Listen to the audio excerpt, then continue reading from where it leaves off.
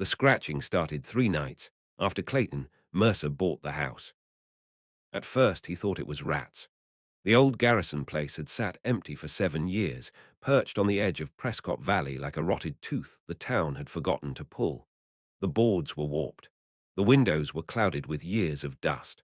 But the price was right, and Clayton needed distance from the life he'd left behind in Kansas City, distance from the whiskey, the gambling debts, and the man he'd become. He told himself he'd fix it up, sell it, move on. But the scratching didn't sound like rats. It was rhythmic, deliberate, like fingernails dragging slowly across wood, pausing, then starting again. Always from the same place, the east wall of the parlor just beside the cold fireplace. Clayton stood in the dark that third night, a kerosene lamp in one hand and a rusted poker in the other.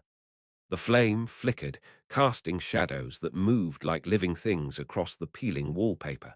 He pressed his ear to the wall. Silence. Then scratch, scratch, scratch. He stepped back, heart pounding in a way that had nothing to do with fear and everything to do with the wrongness of the sound. It wasn't frantic. It wasn't panicked. It was patient. Like someone waiting. He set the lamp down and ran his fingers along the seam where the wallpaper buckled. The paper was old, yellowed, patterned with faded roses that had long since lost their color. He hooked a fingernail under the edge and pulled. The paper tore away in a long strip, revealing raw planks beneath and a crack. Thin, vertical, running floor to ceiling, not a natural split in the wood, a seam. Clayton's throat went dry. He wedged the poker into the crack and pried. The wood groaned, nails shrieking as they pulled free. The panel swung inward on hidden hinges, and a smell rolled out, stale air, unwashed fabric, something sour and human. He lifted the lamp.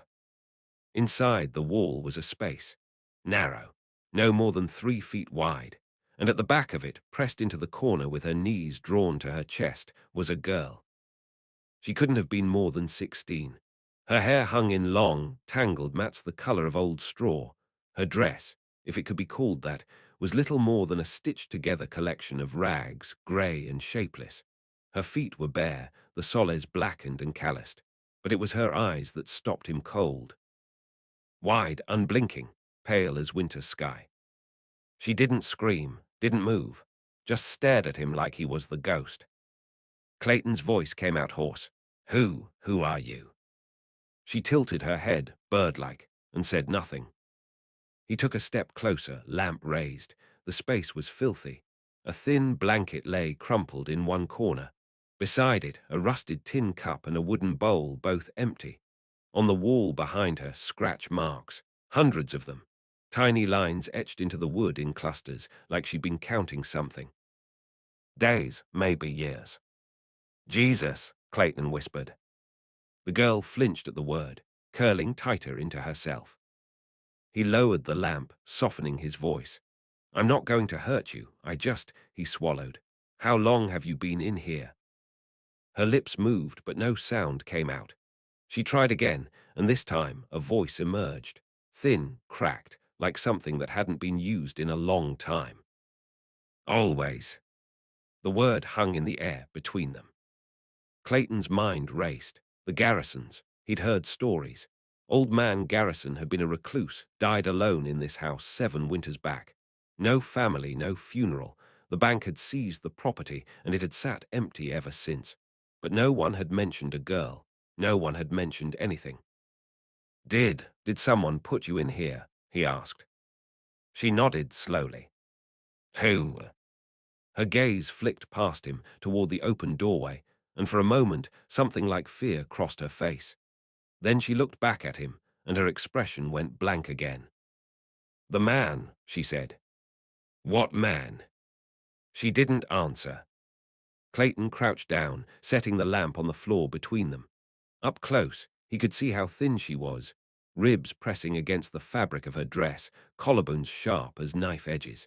Her hands were small, delicate, but the fingers were raw and scarred. What's your name? He asked gently.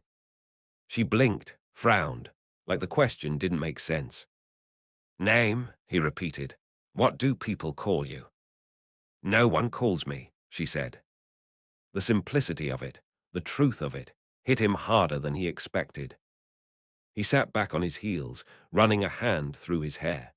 This wasn't a rat problem. This wasn't something he could fix with a hammer and nails.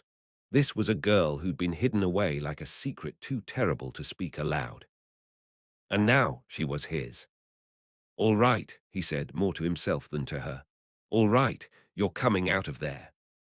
She shrank back. I'm not asking, he said, but kept his tone soft. You can't stay in there, it's not right. For a long moment, she didn't move. Then, slowly, she unfolded herself and crawled forward on hands and knees. When she reached the threshold, she paused, staring at the open space of the parlor like it was an ocean she didn't know how to cross. Clayton offered his hand. She looked at it, looked at him. Then, with a hesitation that broke something in his chest, she reached out and took it. Her skin was cold. He pulled her gently to her feet, and she stood there, swaying slightly, blinking in the lamplight. She was taller than he'd thought, thin as a rail, but tall. When's the last time you ate? He asked. She looked at him blankly. Food, he clarified. When did someone give you food? Before the man stopped coming, she said. And when was that? She didn't answer, just looked around the room, wide-eyed, like she was seeing the world for the first time. Clayton exhaled slowly. He didn't know what he'd walked into, didn't know what kind of nightmare had been playing out behind these walls while the town went about its business, buying flour and trading horses and pretending everything was fine. But he knew one thing. He couldn't put her back. By dawn, Clayton had learned 3 things. The girl didn't know her own age. She didn't know the names of months or seasons, and she'd never been outside. Not once. He sat across from her at the small kitchen table watching her eat. He'd made hardtack and beans, simple, plain, but she ate like it was a feast, her hands trembling as she scooped food into her mouth. She didn't use the spoon he'd given her, just her fingers, quick and desperate, like someone might take it away. Slow down, he said gently. There's more if you want it. She paused, eyes darting to him, then back to the bowl. She didn't slow down. When she finally finished, she set the bowl down and stared at it, her breathing shallow. Then she looked up at him, and for the first time there was something like gratitude in her expression. Thank you, she whispered. Clayton nodded, throat tight. You're welcome. He poured her water from the pitcher, and she drank it in gulps, some of it spilling down her chin. When she was done, she wiped her mouth with the back of her hand and looked around the kitchen, at the cabinets, the stove, the window where pale morning light was starting to seep through. Is this outside? She asked. No, Clayton said. Outside is past that. He pointed to the window. She stood slowly, walked to it, and pressed her face against the glass. Her breath fogged the pain. For a long time she just stared. It's big, she said quietly. Yeah, Clayton said. It is. She turned back to him, and the question in her eyes was clear even if she didn't speak it aloud. What do I do now? Clayton leaned back in his chair, rubbing his jaw. He hadn't slept, hadn't been able to. His mind had been turning over the same questions all night. Who had done this? Why? And what the hell was he supposed to do about it? He could take her to the sheriff. That was the right thing, wasn't it? Let the law handle it. But the law in Prescott Valley was a man named Caleb Dorset, and Caleb didn't like complications. He liked drinking at the saloon and collecting his pay. If Clayton walked in with a girl who'd been living in the walls, Caleb would ask questions Clayton didn't have answers to. And what would happen to her then? She'd end up in an orphanage, maybe. Or worse, sent to some workhouse where they'd treat her like livestock. He looked at her again. She was sitting back down now, hands folded in her lap, watching him with that same unblinking stare. Do you remember the man who put you in there? He asked. She nodded. What did he look like? Old, she said. Grey hair, big hands. She paused. He smelled like smoke. Garrison had to be. Did he ever hurt you? She tilted her head, considering. He gave me food, sometimes water, sometimes he forgot. But did he hurt you? Clayton pressed. He said I had to stay quiet, she said. He said if I made noise, bad things would come, so I stayed quiet. Clayton's jaw tightened. And you've been in there since you were born. I don't know, she said. I don't remember anything else. He stood abruptly, pacing to the window. The valley stretched out before him, vast and empty under the breaking dawn. Somewhere out there, people were waking up, starting their days, living normal lives. And this girl had spent hers in a 3-foot space, behind a wall. I should take you to town, he said, more to himself than to her. Her voice came soft but firm. No. He turned. Why not? Because you'll give me away, she said, and then I'll be in another box. The words hit him like a fist. She wasn't wrong. He walked back to the table, sat down and looked at her, really looked at her. She was just a kid who'd been robbed of everything. And now she was sitting here, trusting him because she didn't have any other choice. What's your name? He asked again. This time she thought about it. Her brow furrowed, and she looked down at her hands. I don't, V1, she said. The man never called me anything. Then we'll give you one, Clayton said. You can't go around without a name. She looked up at him, something fragile and uncertain in her eyes. What name? He thought for a moment. How about Willa? It means resolute, strong. She tested the word silently, lips moving, then nodded. Willa. All right, Willa, he said. Here's what we're going to do. You're going to stay here with me, for now, until I figure out what's best. And then, she asked. He didn't have an answer, so he just said, then we'll see. She seemed to accept that, or maybe she just didn't know how to argue. That afternoon, Clayton rode into town. He needed supplies, blankets, clothes, soap, things for Willa. He kept his head down, moving quickly through the general store. He didn't want to talk to anyone, didn't want questions. But as he was leaving, he nearly collided with a woman on the boardwalk. Mr. Mercer, she said, steadying herself. He recognized her, Mrs. Gwen Talbot, the schoolteacher, middle-aged, sharp-eyed, kind. Ma'am, he said, tipping his hat. She glanced at the bundle in his arms, blankets, a girl's dress. Her expression shifted, curious but polite. Getting settled in the old Garrison place, she asked. Doing my best, he said. That house has a sad history, she said quietly. Old man Garrison, he wasn't well. In the head, I mean. Toward the end, people said he talked to himself, saw things that weren't there. Clayton's chest tightened. Did he have family? Not that anyone knew of, she said. He kept to himself, didn't like visitors. Did anyone ever go inside after he died? She shook her head. Bank took the property, locked it up. No one wanted it. She paused. Why do you ask? Just curious, Clayton said. She studied him for a moment, then smiled faintly. Well, if you need anything, Mr. Mercer, don't hesitate to ask. Welcome to Prescott Valley. Thank you, he said, and walked away before she could say more. That night, he gave Willa the dress. She held it up, staring at it like it was made of gold. It's yours, he said.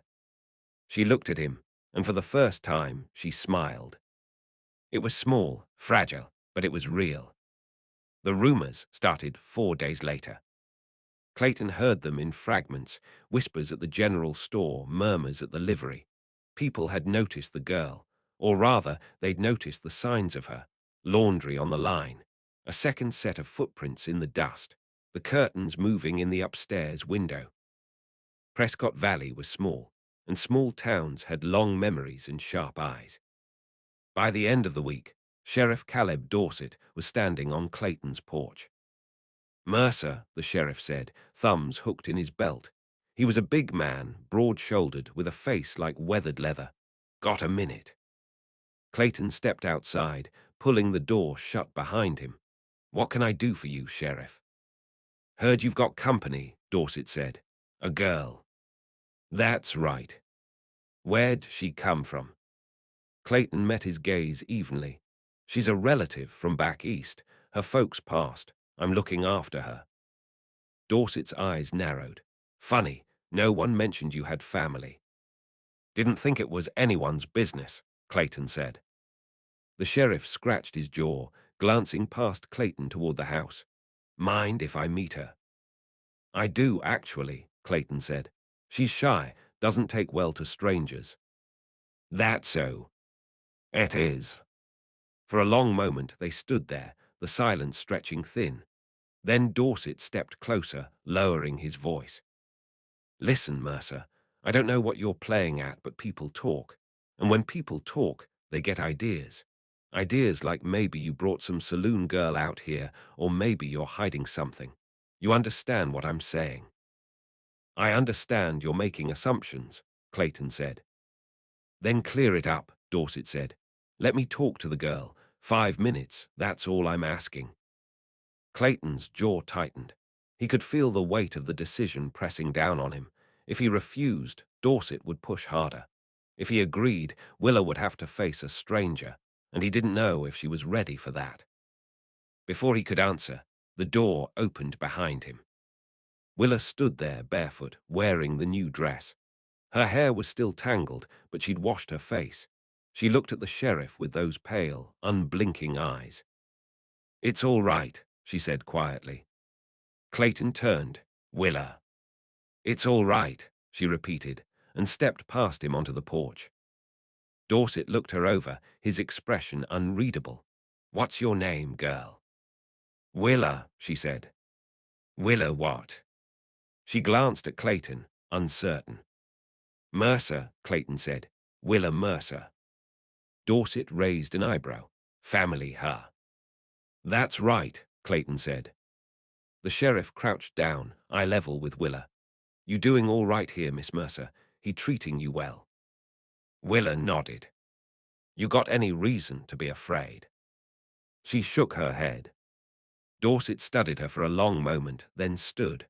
"All right, just wanted to make." "Sure," he tipped his hat to Clayton. "You take care now, Mercer, and keep that girl out of trouble." "Will do," Clayton said. The sheriff mounted his horse and rode off, dust rising in his wake. Clayton exhaled slowly, turning to Willa. "You didn't have to do that." "Yes, I did," she said, "or he wouldn't have left." She was right, and that scared him more than anything. That night, Clayton couldn't sleep. He sat on the porch, rifle across his lap, watching the dark line of the valley. He told himself he was doing the right thing, protecting her, but now he wasn't so sure. What if someone recognized her? What if someone remembered something about Garrison, something Clayton didn't know? The sound of hoofbeats broke his thoughts. He stood, gripping the rifle. 3 riders appeared on the ridge, silhouetted against the moonlight. They stopped there, just watching. One of them raised a hand, not a wave, but a signal. Then they turned and rode away. Clayton's blood ran cold. He went inside, locked the door, and checked every window. Willa was asleep upstairs, curled on the small bed he'd made for her. She looked peaceful, innocent. He sat down on the floor outside her room and stayed there until dawn. The next morning, he found a note pinned to the barn door. It was written in rough, uneven letters. "She don't belong to you." No signature, no explanation. Just a warning. Clayton crumpled the note in his fist, his mind racing. Someone knew. Someone had been watching. And whoever it was, they weren't going to let this go.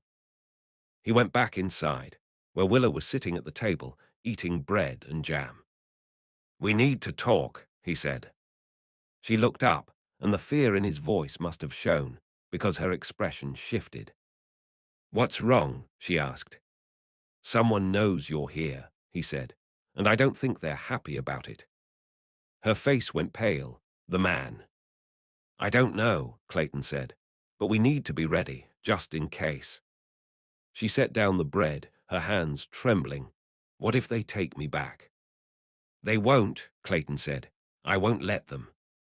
But even as he said it, he wondered if he could keep that promise.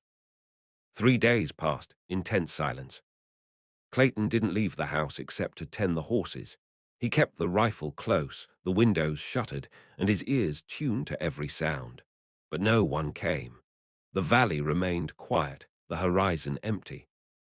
On the fourth day, Willa came downstairs and said, I want to go outside. Clayton looked up from the stove, where he'd been frying eggs. It's not safe. I've never been outside, she said. Not really. I want to see it. Willa, please. The word was so simple, so quiet, but it carried the weight of a lifetime. He looked at the girl who'd spent 16 years in a 3-foot space, who'd never felt wind or rain or sun, and he couldn't say no. All right, he said, but we stay close, and we stay quick. Her face lit up. They went out the back, into the small clearing behind the house. The morning was cool, the sky wide and blue. Willa stopped at the threshold, staring. It's so much, she whispered. Clayton smiled faintly. Yeah, it is. She took a tentative step onto the grass, then another. Her bare feet sank into the earth, and she gasped, looking down. She crouched, running her fingers through the blades, her expression full of wonder. It's soft, she said. That's grass, Clayton said. She pulled up a handful, held it to her nose, and breathed in. Then she laughed, a bright, startled sound that caught him off guard. What's funny? He asked. I don't know, she said. It feels good. He watched her as she explored, touching trees, chasing a butterfly, tilting her face up to the sun. For the first time since he'd found her, she looked like a child, not a ghost, not a secret. Just a girl. After a while, they sat together under a cottonwood tree. Willa leaned back against the trunk, eyes closed, a faint smile on her lips. Thank you, she said. For what? Clayton asked. For letting me out. He didn't know what to say to that, so he just sat with her, letting the silence settle. Eventually, she opened her eyes and looked at him. Why did you keep me? What do you mean? You could have given me to the sheriff, she said, or sent me away, but you didn't. Why? Clayton was quiet for a long time. Then he said, because I know what it's like to be trapped. She frowned. You were in a box. Not a box, he said, but, yeah, something like that. He picked up a stick, turning it over in his hands. I spent a lot of years doing things I'm not proud of, hurting people, hurting myself, and I got to a point where I couldn't see a way out. Felt like the walls were closing in. How did you get out? She asked.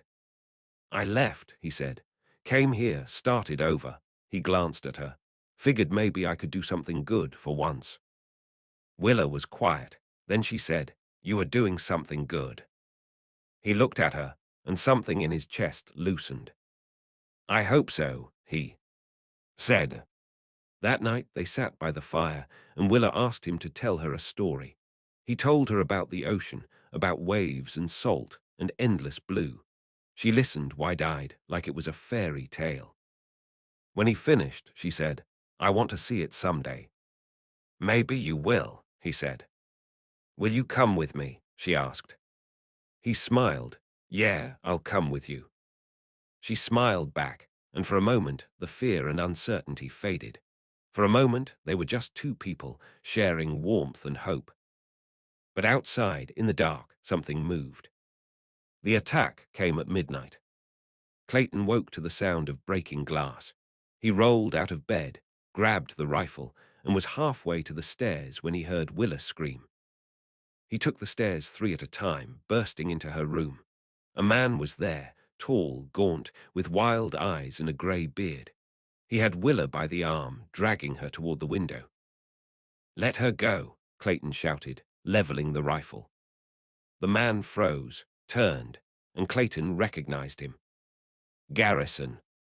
But that was impossible. Garrison was dead. You, the old man rasped, his voice like gravel. You don't understand. She's mine. I kept her. I made her. You're dead, Clayton said. Dead, Garrison laughed, a broken, hollow sound. I was dead long before they buried me, but she— He tightened his grip on Willa, who was sobbing, struggling. She's all I have left. You kept her in a wall, Clayton said, his voice shaking with rage. You treated her like an animal. I saved her, Garrison shouted. The world would have destroyed her. I kept her safe. You destroyed her. Garrison's face twisted. You don't get to judge me. You don't know what it's like to lose everything, to be forgotten. Let her go, Clayton said, his finger on the trigger. Or what? Garrison said. You'll shoot me. Go ahead. I'm already a ghost. For a moment, the room was silent. Then Willa spoke. Let me go, she said, her voice steady. Or I'll scream. I'll scream so loud the whole valley will hear, and they'll come, and they'll see you. Garrison's eyes widened. I stayed quiet for you, Willa said, but I don't have to anymore.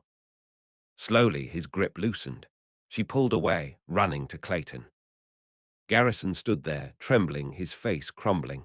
I didn't want to be alone. Then you shouldn't have locked her away, Clayton said. The old man staggered back, collapsing to his knees. He looked up at Willa, tears streaming down his face. I'm sorry, he whispered. I'm sorry. Clayton didn't lower the rifle. Get out, now. Garrison rose, stumbling toward the window. He climbed through, vanishing into the night.